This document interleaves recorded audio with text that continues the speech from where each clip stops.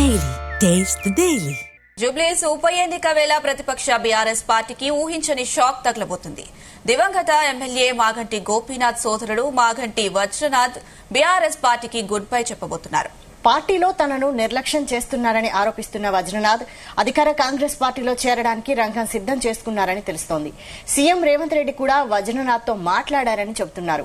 జూబ్లీహిల్స్ లో ఎలాగైనా గెలవాలని చూస్తున్న సీఎం రేవంత్ రెడ్డి నియోజకవర్గంలోని బలమైన నేతలను కాంగ్రెస్ లోకి ఆహ్వానిస్తున్నారు. బీఆర్ఎస్ లో అసంతృప్తిగా ఉన్న నేతలను గుర్తించి కాంగ్రెస్ కండువా కప్పేస్తున్నారు. మాగంటి సతీమణి సునీత తనను పట్టించుకోవడం లేదని రగిలిపోతున్న వజ్రనాథ్ కాంగ్రెస్ లో చేరడానికి సిద్దమయ్యారని తెలుస్తోంది.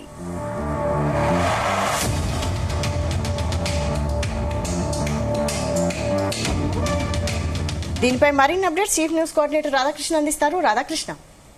Good afternoon Vaishali. జూబ్లీహిల్స్ ఉప ఎన్నిక వేళ అధికార పార్టీ బీఆర్ఎస్ కు షాక్ ఇచ్చిందని చెప్పవచ్చు.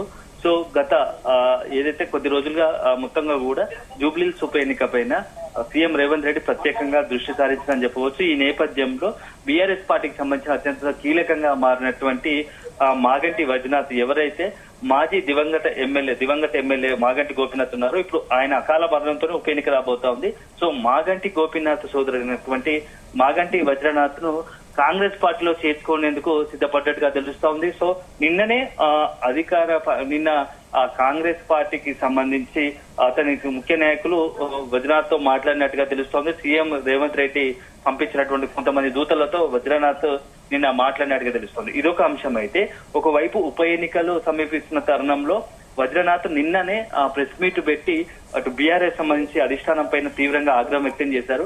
బీఆర్ఎస్ పార్టీలోని సీనియర్ వ్యక్తులకు, సీనియర్ నాయకులకు కనీసం మర్యాద ఇవ్వడం లేదు, పట్టించుకోవడం లేదు అని చెప్పేసి తీవ్ర అసంతృప్తి వ్యక్తం చేస్తూ నిన్న ప్రెస్ మీట్ పెట్టిన సందర్భం కూడా ఉంది. సో అక్కడ ఉన్నటువంటి వజ్రనాథ్ నియోజకవర్గంలో పలువురు కార్పొరేటర్లు కావచ్చు, సీనియర్ నాయకులను కలుపుకొని ముందుకు వెళ్తున్నాడు. ఇదే సందర్భంలో కాంగ్రెస్ సంబంధించి త్వరలోనే కాంగ్రెస్ పార్టీకి తీర్థం పుచ్చుకునేందుకు సిద్ధపడుతున్నట్టు తెలుస్తుంది. అయితే ఈ రకంగా ఉంటే బీఆర్ఎస్ సంబంధించి ఇప్పటికే మాగంటి గోపీనాథ్ సతీమణి మాగంటి సునీతకు టికెట్ దాదాపు ఖరారు చేసినట్టు, ఇప్పటికే వాళ్ళకి సంబంధించినటువంటి సునీతతో పాటు ఆమె ఇద్దరు తనయులు కూడా ఎన్నికల ప్రచారంలో భాగంగా ముందస్తుగానే ఇప్పుడు ఎన్నికల ప్రచారం నిర్వహిస్తున్నారు, గల్లీ తిరుగుతున్నారు.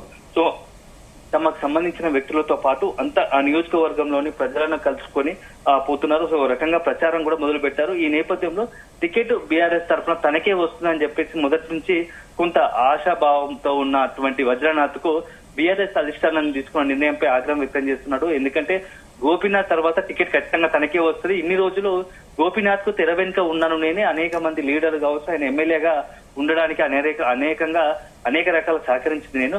ఇలాంటి తరుణంలో బీఆర్ఎస్ అధిష్టానం టికెట్ తనకు ఇవ్వకుండా ఆ సునీతకు ఇవ్వడం ఎంతవరకు సమంజసమో, నేను పార్టీ కోసం కష్టపడ్డా కదా, నేను తిరిగేవాడిని ఆ నియోజకవర్గంలో, నాకు అంత పట్టు ఉంది, నాకు కనుక టికెట్ ఇస్తే ఖచ్చితంగా గెలిచేవాళ్ళం. కానీ బీఆర్ఎస్ అధిష్టానం మాత్రం తనకు కాకుండా ఇటు సునీతకు టికెట్ ఇవ్వడం పట్ల నొచ్చుకున్నటువంటి వజ్రనాథ్ ఇక బీఆర్ఎస్ లో కొనసాగేందుకు ఇష్టపడినట్టుగా తెలిసింది. ఈ నేపథ్యంలోనే ప్రస్తుతం ఆయన కాంగ్రెస్ సంబంధించి కీలక నేతలతో మాట్లాడుతూ తెలుస్తుంది. అదే సందర్భంలో సీఎం రేవంత్ రెడ్డి కూడా ఇప్పటికే వజ్రనాథ్ తో సంప్రదింపులు జరిపినట్టుగా తెలుస్తుంది. రాబోయే 2-3 రోజుల్లోనే వజ్రనాథ్ సీఎం రేవంత్ రెడ్డి ఆధ్వర్యంలో కాంగ్రెస్ పార్టీలో చేరడం ఖాయంగా కనిపిస్తోంది. సో ఒకవేళ ఉప ఎన్నిక తరుణంలో మాగంటి గోపీనాథ్ సోదరుడు వజ్రనాథ్ కాంగ్రెస్ పార్టీలో చేరితే మాత్రం కొంత బీఆర్ఎస్ కు ఖచ్చితంగా నష్టం చేకూర్చే అంశమే. ఎందుకంటే ఇన్ని రోజులు మాగంటి గోపీనాథ్ ఎమ్మెల్యేగా ఉన్న తెర వెనుక వ్యవహారాలు, అంటే కీలకమైనటువంటి వ్యవహారాలు, నేతలను కావచ్చు, అదేవిధంగా పార్టీకి సంబంధించినటువంటి మొత్తంగా కూడా ఆ నియోజకవర్గం క్యాడర్ ను కొంత వజ్రనాథ్ మెయింటైన్ చేసేవాడు. సో అది సోదరుడికి కొంత అనుబంధంగా ఉంటూ సోదరుడికి అతను సహకరిస్తూనే ఎమ్మెల్యే అవడానికి, సీనియర్ గా ఎప్పటి నుంచో ఎమ్మెల్యేగా అవడానికి మాగంటి గోపీనాథ్ రాజకీయంగా అంత ఉన్నత స్థితిలో ఉండడానికి కారణము ఒక రకంగా వజ్రనాథ్ కారణమని చెప్తాను. సో ఈ నేపథ్యంలో వజ్రనాథ్ కనుక పార్టీని వీడి కాంగ్రెస్ లో చేస్తే కొంత బీఆర్ఎస్ పార్టీకి ఖచ్చితంగా నష్టం చేకూర్చే అంశమే అని చెప్పేసి ఇటు బీఆర్ఎస్ లో కూడా చర్చ జరుగుతోంది.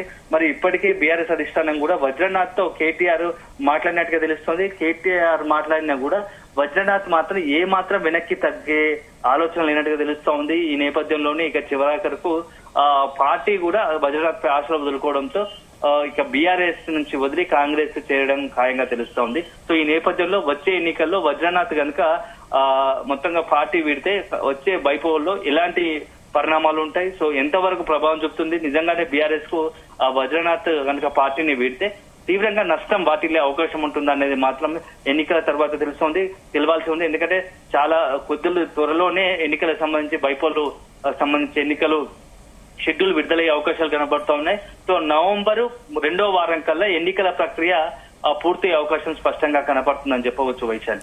అయితే ఇప్పుడు మాగంటి వజ్రనాథ్ కాంగ్రెస్ లో జాయిన్ అయితే కాంగ్రెస్ టికెట్ ఇస్తుందా మరి? అంటే ఇప్పటికే అక్కడ ఉన్నటువంటి కాంగ్రెస్ పార్టీ బీసీలకు అక్కడ ఉన్నటువంటి నియోజకవర్గానికి సంబంధించి బీసీలకు టికెట్ ఇవ్వాలని డిసైడ్ అయినట్టుగా తెలుస్తోంది. సో ఇప్పుడు టికెట్ కాకుండా వజ్రనాథ్ కు పార్టీలో ఉన్నత స్థానాన్ని ఇస్తూనే అదే రకంగా వజ్రనాథ్ కు భవిష్యత్తులో జూబ్లీస్ నియోజకవర్గంలో కీలకమైనటువంటి అవకాశం కల్పించేందుకు సిద్ధపడుతున్నట్టుగా తెలుస్తోంది. ఈ హామీ మేరకే ఇప్పుడు వజ్రనాథ్ కు సంబంధించి పార్టీలో చేర్చుకోవడం, అదే సందర్భంలో భవిష్యత్తులో పార్టీలో ఒక మంచి అవకాశం కల్పించేందుగా కొంత ప్రణాళిక సిద్ధం చేసినట్టు తెలుస్తోంది.